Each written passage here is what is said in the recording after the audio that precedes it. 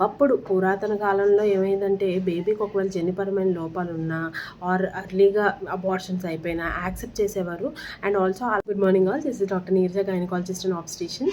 Today's topic of discussion is, are scans really necessary in pregnancy? Yes అండి, absolutely necessary. ఎందుకంటే ఒకప్పుడు పురాతన కాలంలో ఏమైందంటే బేబీకి ఒకవేళ జన్యుపరమైన లోపాలున్నా ఆర్ అర్లీగా అబార్షన్స్ అయిపోయినా యాక్సెప్ట్ చేసేవారు. స్కాన్స్ ద్వారా ఏంటంటే అర్లీగా ఇలాంటివి ఏమైనా ఉంటే బేబీకి ఈజీగా మనం డిటెక్ట్ చేయొచ్చు అనమాట చాలా వరకు. సో దీంట్లో పరంగా మనం ఏంటంటే ప్రెగ్నెన్సీలో డెఫినెట్గా 4 స్కాన్స్ అనేవి చేయాలి. అవి ఏంటి అనేది ఇక్కడ మెన్షన్ చేస్తున్నాను. ఫస్ట్ది వచ్చి మనం ఎర్లీ ప్రెగ్నెన్సీ స్కానింగ్ అంటాం. ఇది ప్రెగ్నెన్సీ లొకేషన్ డిటెక్ట్ చేయడానికి. సెకండ్ది ఎన్టీ స్కానింగ్ అంటే న్యూకల్ ట్రాన్స్లూసెన్సీ స్కాన్ అంటాం. దీంట్లో ఏంటంటే బేబీకి ఒకవేళ ఏమైనా brain and spinal cord development లోపాలు ఉంటే ఈజీగా పిక్ అవుతాయి. అండ్ కండిషన్స్ లైక్ డౌన్ సిండ్రోమ్స్కి ఇది చాలా ఇంపార్టెంట్ స్క్రీనింగ్ టెస్ట్ అనమాట.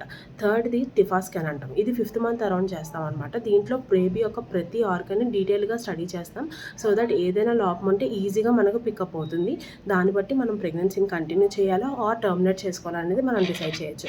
4th వచ్చేటప్పటికి గ్రోత్ స్కాన్. దీన్ని బట్టి ఏంటంటే బేబీ చుట్టూ ఉన్న వాటర్, తర్వాత బేబీ బ్లడ్ సప్లై, బేబీ ఏమైనా చుట్టుకుని ఉందా, ఈ అన్ని కండిషన్స్ బట్టి అండ్ బేబీ గ్రోత్ అనేది మీ పీరియడ్ ఆఫ్ జెస్టేషన్కి సరిసమానంగా ఉందా లేదా అనేది చూసుకొని మీ డెలివరీ టైమింగ్ని టైం చేయడానికి యూజ్ అవుతుంది అనమాట.